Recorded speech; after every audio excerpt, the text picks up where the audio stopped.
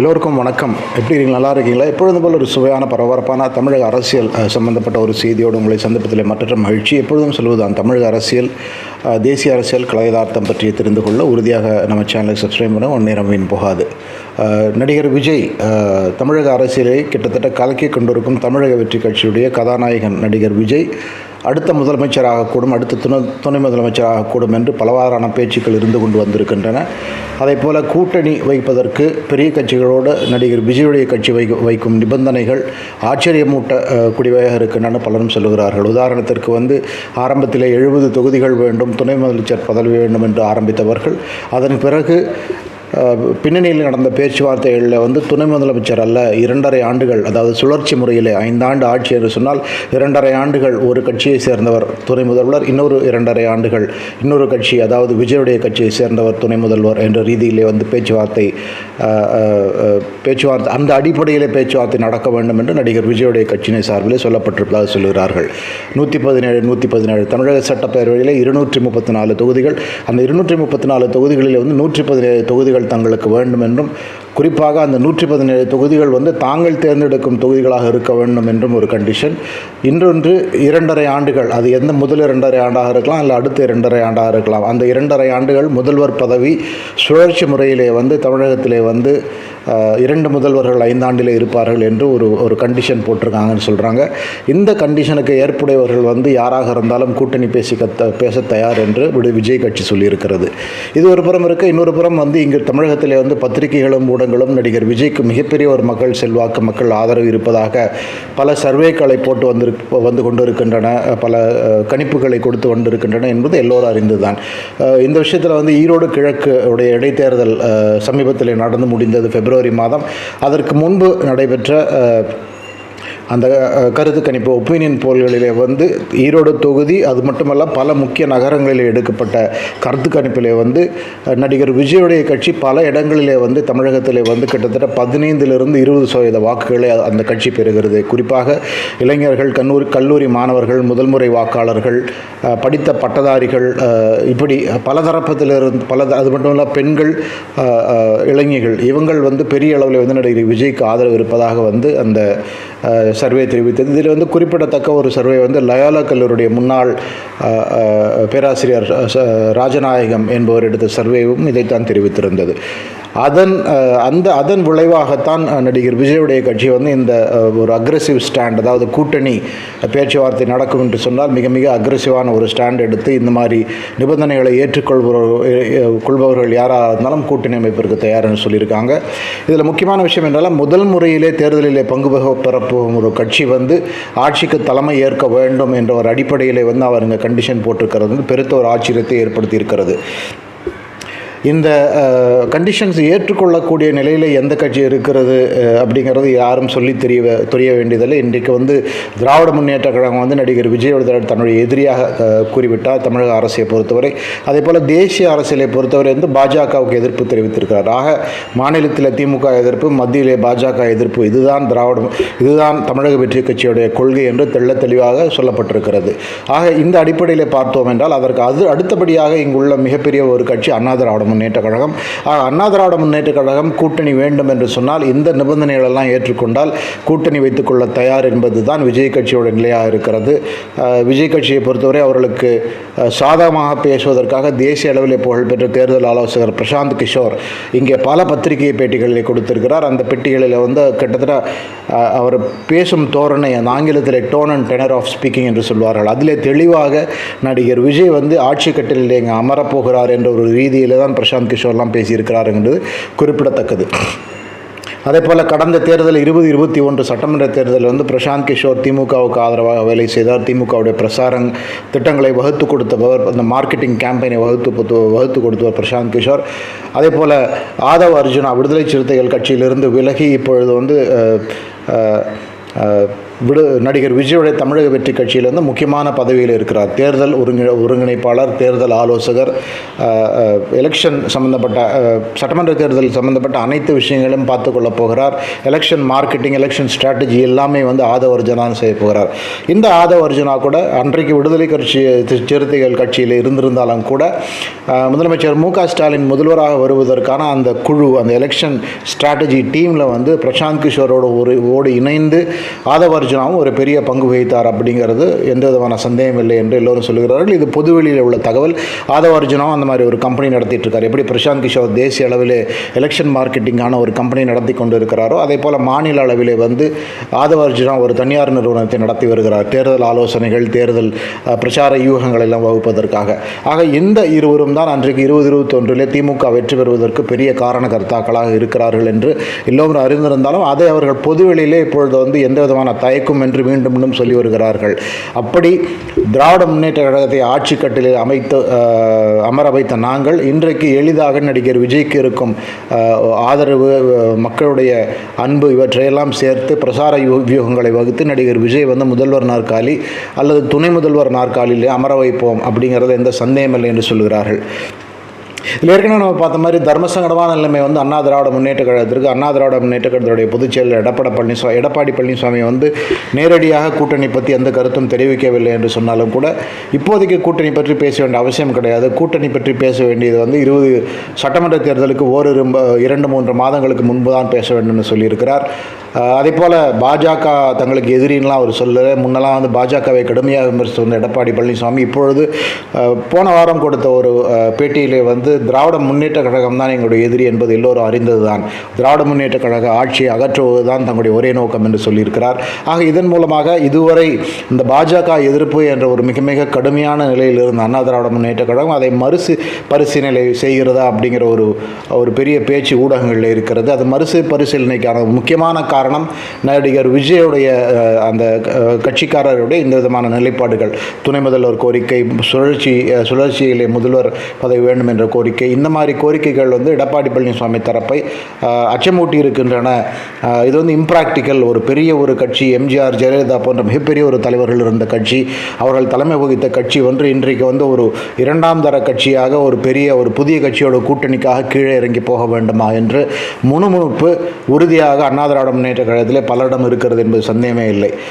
அந்த அடிப்படையில் வந்து அந்த பலரும், குறிப்பாக வந்து மேற்கு தமிழகத்தில் முக்கியமான அண்ணா திராவிட முன்னேற்ற தலைவர் எல்லோருமே வந்து அவ்வளவு இறங்கி போய் விஜயுடன் கூட்டணி வைப்பதற்கு கம்மனு வந்து மறுபடியும் பாஜகவோடு கைகோர்த்து எந்த அளவுக்கு வெற்றி பெற முடியும் என்று பார்க்கலாம் என்ற ரீதியிலே சிந்தித்து வருகிறார்கள். இது ஒரு பக்கம் இருக்க, இன்னொரு சுவையான ஒரு டெவலப்மெண்ட் நடந்திருக்கு. போன வாரத்திலே கடந்த வெள்ளிக்கிழமை அன்று இது வந்து புனித ரம்ஜான் மாதம், ரம்ஜான் நோன்பு முஸ்லீம் பெருமக்கள் தமிழ்நாடு முழுவதும் அல்ல உலகம் முழுவதும் இருக்கக்கூடிய மாதம்.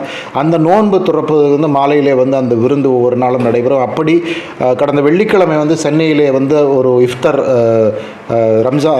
புனித ரமலான் நோன்பு துறப்பு விருந்து ஒன்றை வந்து நடிகர் விஜயுடைய கட்சி சார்பிலே அழைத்தார்கள். அதில் வந்து நடிகர் விஜய், ஆதவ அர்ஜுனா மற்றும் அந்த கட்சியினுடைய முக்கிய பிரமுகரான புஷி ஆனந்த் மற்ற பலரும் கலந்து கொண்டனர். இதிலே வந்து நடிகர் விஜய் கலந்து கொண்டார். ஒரு நல்ல முஸ்லீமை போல வந்து அந்த முஸ்லீம் கான அந்த அடையாளங்களையும் தரித்து கொண்டு அந்த விழாவில் அவர் பங்கு கொண்டார். இது வந்து நேரடியாக வந்து திராவிட முன்னேற்ற கழகம் இப்பொழுதுமே திராவிட முன்னேற்ற கழகத்துடைய ஸ்ட்ராங் பாயிண்ட், அவங்களுடைய வலுவான ஒரு வாக்கு வங்கி எதுனாக்கா சிறுபான்மையினர் அப்படிங்கிறது எல்லோரும் அறிந்துதான். ஒரு வாக்கு வங்கி வந்து முஸ்லீம் சமூகத்தினர் தமிழ்நாடு முழுவதும் அவர்கள் என்றென்றைக்குமே பெரிய அளவில் வந்து திராவிட முன்னேற்ற கழகத்திற்கு ஆதரவாக இருந்திருக்கிறார்கள். கணிசமான அளவில் வந்து பெரும்பான்மையினர், முஸ்லீம் சமுதாயத்திலே பெரும்பான்மையர் திமுகவுடைய ஆதரவாளர் என்பது அறிந்துதான். அதே போல் கிறிஸ்தவ சமுதாய மக்கள், குறிப்பாக தென் மாவட்டங்களில் வந்து திருமதி கனிமொழி கருணாநிதி வந்து பாராளுமன்ற உறுப்பினராக இருக்கக்கூடிய தூத்துக்குடி தொகுதியாகட்டும், அல்ல அந்த பக்கம் இருக்கிற நாகர்கோயில், திருநெல்வேலி, கன்னியாகுமரி மாவட்டம், இந்த சவுத் இந்தியன் டயாசிஸ் என்று சொல்வார்கள். அந்த குறிப்பிட்ட திருச்சபை வந்து ஒரு 4-5 மாவட்டங்களிலே பெரிய ஆதிக்கம் செலுத்தி வருகிறது. அந்த திருச்சபையில் இருப்பவர்கள் கூட அவங்களுடைய அந்த தேர்தலுக்கு முந்தைய அந்த எலெக்ஷன் சம்பந்தப்பட்ட அல்லது அதுபட்ட தகவல்கள் வந்து தெளிவாக அந்த இன மக்களுக்கு அவர்கள் வந்து ஒன்று காங்கிரஸ் கட்சிக்கு ஆதரவளிக்க வேண்டும், இல்லை என்றால் திமுகவுக்கு ஆதரவளிக்க வேண்டும் என்று வெளிப்படையாகவே வந்து ஒவ்வொரு தேர்தலுக்கும் சொல்லி வருகிறார்கள். ஆக இங்கே வந்து கிறிஸ்தவருடைய வாக்கை பெற வேண்டும் என்றால் ஒன்று அது காங்கிரஸ் கட்சியால் தான் முடியும், இல்லைன்னா திமுகவால் முடியும். அதே போல் முஸ்லீம் சமுதாயத்தினுடைய பெரும்பான்மையான வாக்குகளை பெற வேண்டும் என்றால் அது திராவிட முன்னேற்ற கழகமாகத்தான் முடியும். அப்படி இருக்கும் வேளையிலே வந்து நடிகர் விஜய் வந்து இப்பொழுது வந்து அந்த சமூகத்தினுடைய வாக்குகளை குறிவைத்து தான் இந்த இஃப்தர் விருந்தை கொடுத்திருக்கிறார் அப்படிங்கிற விஷயம் ஒரு பெரிய சலசலப்பை ஏற்படுத்தி இருக்கிறது. குறிப்பாக அந்த விருந்துக்கு பிறகு மார்ச் 8 வந்து உலக மகளிர் தினம். அந்த மகளிர் தினம் சம்பந்தப்பட்ட ஒரு செய்தியை வந்து ஒரு வீடியோ செய்தியை வந்து நடிகர் விஜய் வெளியிட்டிருந்தார். அதுவுமே கூட திராவிட முன்னேற்ற கழக தரப்பில் வந்து ஒரு பெரிய ஒரு சர்ச்சையை ஏற்படுத்தியது மட்டாமல் ஆன்லைன் சோஷியல் மீடியாலாம் வந்து நடிகர் விஜய் வந்து திராவிட முன்னேற்ற கழகத்தில் மிக மிக கடுமையாக தாக்குதல் நடத்த ஆரம்பித்திருக்கிறார்கள். நடிகர் விஜயுடைய பழைய திரைப்பட காட்சிகளெல்லாம் காட்டி வந்து எந்த அளவுக்கு விஜய் மீது தனிப்பட்ட தாக்குதல்கள் நடத்த முடியுமோ அந்த அளவுக்கு தனிப்பட்ட தாக்குதல்களை வந்து திராவிட முன்னேற்ற கழகம் நடத்த துவங்கி இருக்கிறதுங்கிறது எல்லோரும் அறிந்ததுதான். இந்த மாதிரி தாக்குதலுக்கான மிக முக்கியமான காரணம் வந்து எங்கே நடிகர் விஜய் வந்து தங்களுடைய மிக மிக வலுவான ஒரு வாக்கு வங்கியான முஸ்லீம் சமுதாயத்தினருடைய வாக்கு வங்கியை வந்து தமிழக வெற்றி கட்சி மெல்ல மெல்ல உடைக்க ஆரம்பித்து விடுமோ என்ற அச்சம் வந்து திராவிட முன்னேற்ற கழகத்தினுடைய தரப்பிலே ஏற்படுத்தி இருக்கிறது அப்படிங்கிற எந்த சந்தேகம் இல்லை அப்படிங்கிறது பலரும் சொல்லுகிறார்கள். அந்த கோபம் தான் திராவிட முன்னேற்ற கழகத்தினுடைய இந்த உணர்ச்சி வெளிப்பாட்டிற்கு காரணம் பலரும் சொல்லுகிறார்கள். ஆனால் உண்மையிலேயே வந்து அந்த அரசியல் வல்லுநர்கள் இங்கே இருக்கிற அந்த யூடியூப் சம்பந்தப்பட்ட அரசியல் கருத்து சொல்பவர்களெல்லாம் பெரும்பாலும் என்ன சொல்கிறார் என்றால் வாக்குகள் உடைவது அப்படிங்கிறது திராவிட முன்னேற்ற கழகங்கிறது வந்து கடைசியாகத்தான் நடக்கும்.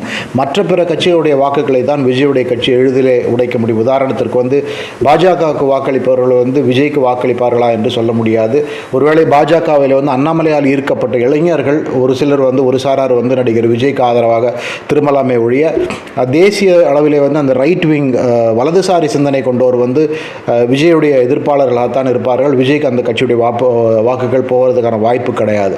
அதை விடுத்து மற்ற 2 கட்சிகள் எடுத்தோம்னா ஒன்று விடுதலை சிறுத்தைகள் கட்சியுடைய அந்த குறிப்பிட்ட சமுதாயத்திலும் தலித் சமுதாயத்தினரும் விஜய்க்கு பெரிய அளவிலே ஆதரவாக இருக்கிறார்கள். அந்த ஆதரவை திரட்டி கொண்டு தான் ஆதவர்ஜுனா இருக்கிறார் என்ற ஒரு செய்தி வருகிறது. இன்னொன்று அண்ணா திராவிட முன்னேற்ற கழகம் இன்றைக்கு நாடாளுமன்ற தேர்தலுடைய தோல்விக்கு பிறகு கட்சி வந்து ஒரு சற்று நிலைகுலைந்து இருக்கிறது. சட்டமன்ற தேர்தலை எதிர்கொள்வதற்கு எந்த அளவுக்கு வலுவாக கட்சி இருக்கிறது என்ற ஒரு கேள்விக்குறி எல்லோருக்கும் இருக்கிறது.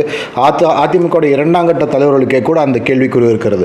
இந்த சூழ்நிலையிலே ஒருவேளை நடிகர் விஜய் வந்து விஜயுடைய தாக்கம் வாக்குகளில் பிரிவதில் போகிறதுன்னு பார்த்தாக்க ஒன்று விடுதலை சிறுத்தைகள் கட்சி போன்ற சிறிய கட்சிகளாக இருக்கும். அதுக்கு அடுத்தபடியாக பெரிய கட்சியுடைய வாக்குகள் உடைவது அப்படின்னு பார்த்தீங்கன்னா அது வந்து அநேகமாக அண்ணா திராவிட முன்னேற்ற கழக வாக்குகளாகத்தான் இருக்கும். இறுதியாகத்தான் திராவிட முன்னேற்ற கழகத்துடைய வாக்குகள் எந்த காலத்திலும் இன்றைக்கு விஜயுடைய கட்சியும் கிடையாது. நடிகர் விஜயகாந்த் தேசிய திராவிட முன்னேற்ற கழகம் ஆரம்பித்த பொழுதும் சரி, இல்லை பல சிறிய கட்சிகள் நாம் தமிழர் கட்சி சீமான் தொடங்கிய போதும் சரி, இப்படி பலவிதமான புதிய கட்சிகள் வந்து போயிருந்துமே கூட அந்த திமுகவுடைய அந்த கோர் ஓட் பேஸ் ஒரு 28-27% அவருடைய வாக்குகள் கூட்டணி எல்லாம் சேர்த்து ஒரு 42% 45% வாக்குகள். இந்த வாக்குகளில் உள்ள வாக்கு சதவீதத்தில் உள்ள அந்த மைனாரிட்டி வாக்குகளை பிரிப்பது அப்படிங்கிறது சற்றே இயலாத காரியம் என்று சொல்லுகிறார்கள். அப்படி இருக்கும் பொழுது நடிகர் விஜய் இந்த இஃப்தர் விருந்து அல்லது அது போன்ற நிகழ்வுகள் மூலமாக அது முஸ்லீம் சமுதாய வாக்குகளை, அதே போல நடிகர் விஜய் வந்து கிறிஸ்தவ சமுதாயத்தை சேர்ந்தவர் எல்லோரும் என்பதை எல்லோரும் அறிந்ததே. அதனால் வந்து அந்த கிறிஸ்தவ விஜய் மீது ஒரு சாஃப்ட் ஒரு அன்பு இருக்கிறது. அவர்களுமே கூட நடிகர் விஜய்க்கு வந்து வாக்களிக்க வேண்டும் என்று அவருடைய திருச்சபைகளை சொல்லக்கூடும் என்று செய்திகள் வந்தவண்ணம் இருக்கின்றன. இந்த 2 விஷயங்கள் வந்து பெரிய அளவில் வந்து திராவிட முன்னேற்ற கழகத்தை அச்சப்படுத்தி இருக்கின்றன என்று சொன்னாலுமே கூட உண்மையிலேயே வந்து வாக்குகள் சிதறுவதை பற்றி பெரிய அளவில் கவலைப்பட வேண்டியது யாருன்னு பார்த்தாக்க ஒன்று விடுதலை சிறுத்தைகள் கட்சி, இன்னொன்று வந்து அண்ணா திராவிட முன்னேற்ற கழகம் என்பதுதான் யதார்த்தமாக இருக்கிறது. இதை பற்றி நீங்கள் என்ன நினைக்கிறீங்கன்னு உங்கள் கருத்துக்களை பதிவிடுங்கள். திராவிட முன்னேற்ற கழகத்துடைய வாக்குகள் அவ்வளவு எளிதிலே சிதறிவிடுமா அப்படிங்கிறது. இன்னொரு விஷயம் வந்து ஒரு பெரிய ஒரு ஆன்டி இன்கம்பன்சி ஆட்சிக்கு எதிராக ஒரு பேரலை ஏற்பட்டு மக்கள் கோபம் பெரிய அளவிலே ஏற்படும் என்று சொன்னால் அப்படி ஒரு 5லிருந்து 10% வாக்குகள் கோபத்திலே வந்து மக்கள் வந்து விஜய்க்கு போட்டால் அப்பொழுது வந்து விஜயுடைய வாக்கு சதவீதம் வந்து இன்றைக்கு பத்திரிகையாளர்கள் சொல்வதை போல 15-20% போக வாய்ப்பு இருக்கிறது. அதாவது விஜய் நேச்சுரலாக வந்து ஒரு 7-8% வாக்கு எடுப்பார். மற்றபடி வந்து மக்கள் கோபத்திலே வந்து ஆன்டி எஸ்டாப்ளிஷ்மெண்ட் ஆட்சிக்கு எதிராக வாக்களிக்கும் பொழுது பெரிய ஒரு அது வந்து ஒரு வேவாக இருக்க வேண்டும், சாதாரண கோபம் இல்லை. மக்களுக்கு வந்து கடும் கோபம் ஏற்பட்டு அதிமுக டிஎம்கே திமுகவை வந்து முற்றிலுமாக வலுவிழக்க செய்ய வேண்டும் என்று சொல்லி ஒரு குறிப்பிட்ட முறை அண்ணா திராவிட முன்னேற்ற கழகம் வந்து 200 தொகுதிகளை வந்து திமுக ஒன்றுமில்லாமல் போனது. அதுபோன்ற ஒரு பெரிய ஒரு கோபாலை இருந்தால் ஒழிய நடிகர் விஜய் உடைய இந்த தந்திரங்கள் எந்த அளவுக்கு வேலைக்காகும் என்று தெரியவில்லை. அப்படி தான் கலை யதார்த்தம். இன்னொரு சுவையான ஒரு தகவலும் சொல்லப்படுகிறது. இறுதியிலே வந்து இந்த கூட்டணி வைக்க போகிறவங்களெல்லாம் வெறும் கதை தான். நடிகர் விஜய் வந்து கடைசியில் வந்து தனியாகத்தான் போட்டியிடுவார். இப்படி தனியாக போட்டியிட்டு எல்லா கட்சியுடைய வாக்குகளை சற்றே பிரித்து எடுத்து விட்டால் அப்பொழுது திமுக மீண்டும் வெல்வது உறுதியாகிவிடும் அப்படிங்கிற ஒரு கண்ணோட்டம் இருக்கிறது. ஆக அப்படி பார்த்தோம் என்று சொன்னால் நடிகர் விஜய் இயக்கி கொண்டிருப்பது யார் அப்படிங்கிறது எல்லோரும் உணர முடியும், எல்லோரும் புரிந்து கொள்ள முடியும் என்று பலரும் சொல்லுகிறார்கள். அப்படி நடந்துவிட்டால் மீண்டும் திராவிட முன்னேற்ற கழகம் பெரிய அளவில் வெற்றி பெறுவதற்கான வாய்ப்பு இருக்கிறது அப்படிங்கிறது தான் உண்மை. விஜயுடைய அரசியல் பயணம் அல்லது இந்த அரசியல் தந்திரங்கள்லாம் வெற்றி பெறுமா, எலெக்ஷன் மார்க்கெட்டிங் எல்லாம் வைத்துக்கொண்டு பெரிய எதிர்க்கட்சியான அண்ணா திராவிட முன்னேற்ற கழகத்தை அடிபணிய வேண்டும் என்று நினைக்கும் அந்த தந்திரங்கள் எடுபடுமா? உண்மையிலே நடிகர் விஜயுடைய தேர்தல் நோக்கம் என்ன அடைய வேண்டும் என்று அவர் நினைக்கிறார்? இந்த மாதிரி விஷயங்களுக்கெல்லாம் காலம்தான் பதில் சொல்ல வேண்டும். ஆனால் நம்முடைய ஒரு கருத்து, மைனாரிட்டி வாக்குகளை வந்து திமுக தரப்பிலிருந்து உடைத்து எடுப்பது அப்படிங்கிறது அவ்வளவு எளிதாக இருக்க போவதில்லை என்பதை நடிகர் விஜயுடைய தரப்பு உணர்ந்தால் நல்லது. அது உணர்கிறார்களா இல்லையா என்று தெரியவில்லை. அதே போல் இந்த மீடியாக்கள்லாம் சொல்லுவதை போல் 20% வாக்குகள் வந்து எளிதிலே வரும் அப்படிங்கிற ஒரு கணக்கும் தவறாக போனால் நடிகர் விஜய்க்கு 2026 தேர்தலில் வந்து ஒரு பெரிய தோல்வி கூட சந்திக்க வாய்ப்பு இருக்கிறதுங்க தான் கலை யதார்த்தமாக இருக்கிறது. பொறுத்திருந்து பார்ப்போம் இந்த களம் எப்படி செயல்படுகிறது என்று. நடிகர் விஜயுடைய இந்த தந்திரங்களுக்கு மக்களும் வீழ்ந்து வாக்களிக்கிறார்களா, தமிழக வெற்றி கட்சி வாக்குகள் கிடைக்குதாங்கிறத பொறுத்திருந்து பார்ப்போம். 2026 சட்டமன்ற தேர்தல் முடிவிலே என்ன கதை என்று தெரியும். அதுவரை பொறுத்திருந்து பார்க்க வேண்டியிருக்கும். உங்கள் நேரத்துக்கு மிக்க நன்றி. நான் வேறொரு சுவையான காணொலியோடு விரைவில் உங்களை சந்திக்கிறேன். மிக்க நன்றி.